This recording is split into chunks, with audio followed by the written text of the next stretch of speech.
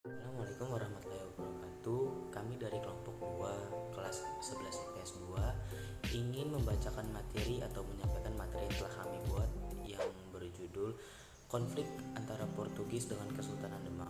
Perkenalkan, nama saya Dafa Muhammad Juarsa, absen 7 dari kelas 11 IPS 2. Perkenalkan, nama saya Sifina Juniati dari kelas 11 IPS 2, nomor absen 6. Saya Renugra Sudarto, absen 05. Perkenalkan, nama saya Dava Joko Mahdian dari kelas 11 IPS 2, absen 08. Sejarah singkat masuknya Portugis. Portugis masuk ke Nusantara di bawah pimpinan pelaut terkenal yang bernama Alfonso de Albuquerque pada tahun 1453 sampai dengan 1515. Ia merupakan arsitek utama dari ekspansi Portugis ke Asia, serta orang Eropa pertama yang memulai kolonisasi Eropa atas Nusantara. Pada 1511, Portugis berhasil merebut Malaka dan ingin segera melebarkan kekuasaannya sampai ke Maluku. Mengetahui hal ini, Kesultanan Demak tidak mau tinggal diam dan melakukan penyerangan.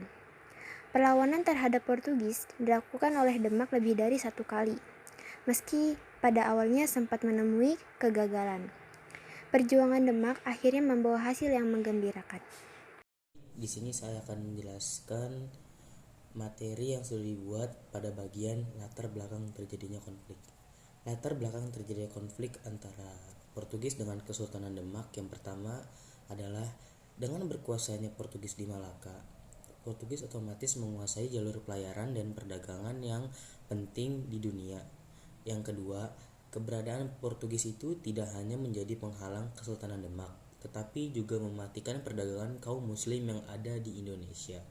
Yang ketiga, Demak sendiri menjalankan perdagangan beras dan bahan pangan lainnya dengan Malaka.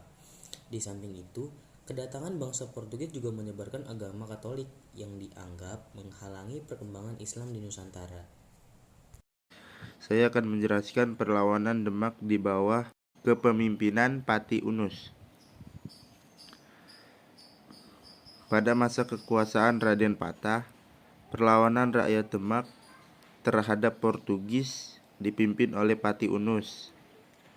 Serangan yang dilakukan pada 1513 itu dilengkapi dengan kekuatan 100 kapal dan 5.000 pasukan dari Jawa, serta tambahan tentara dari Palembang, hingga jumlahnya menjadi 12.000 pasukan. Akan tetapi kekuatan yang sangat besar tersebut dapat dipatahkan oleh Portugis, sehingga Pati Unus terpaksa kembali ke Jawa dengan kekalahan.